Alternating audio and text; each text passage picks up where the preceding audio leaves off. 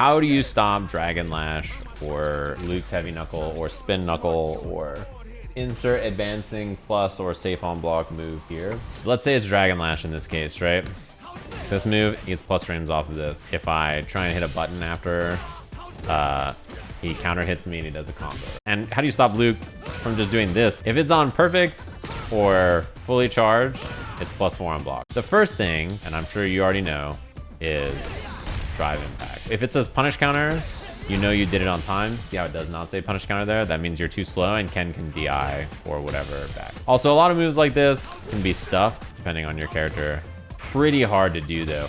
And if he's doing it out of like something like this, and you're trying to hit a button to stop it, if you're slightly late, you get punish countered like that, you see? And that's where stuff like this comes in. Drive impact is a good response, but it's slow. Parry is safer because, you know, if you're wrong, you parry the move and you keep your drive gauge and that's it. It's also less reward because even if you perfect parry the move, you don't get as big of a punish as if you get the drive impact, but it's a really safe option. You're like, oh shit, and you just panic parry it. It's the same thing if I'm playing Ken versus Luke. If he's doing knuckle like that, I can hit a poke and interrupt it. This is easier to interrupt, I think, than Dragon Lash. It's also more plus, and it has one specific advantage.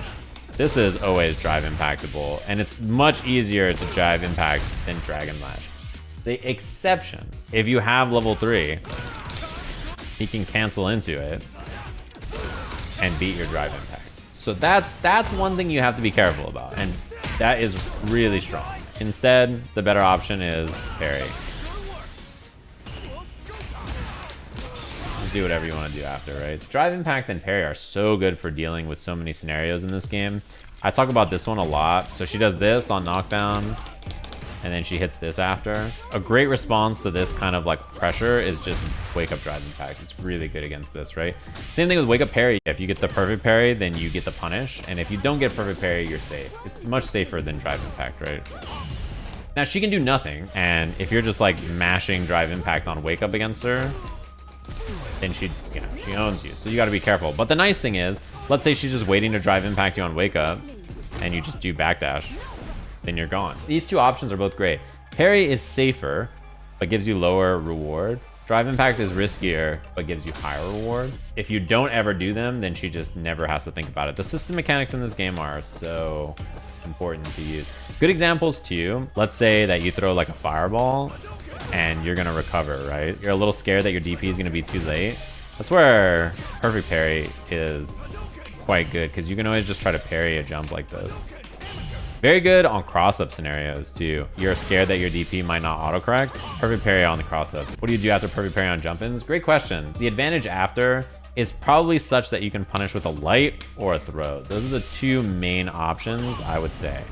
So punishing with a jab or with a throw are both great. It's usually like -5 to -7 or 8 or something. That's what I see a lot of the time. It depends on what you do, right? So that's not even a punish right there. She was safer than -5. But, you know, these are the options I would recommend. It's also why understanding your punish counter punishes in this game are so important. Where this is -6 on block, a lot of people are going to be punishing this with crouching jabs. And a lot of people, when they do a combo, they just think, oh, I got a jab. Jab, jab, flash kick. In this game, if you get a punish counter jab, you know, you do more than that. So look at the damage difference in doing jab, jab, flash kick is 1,590 versus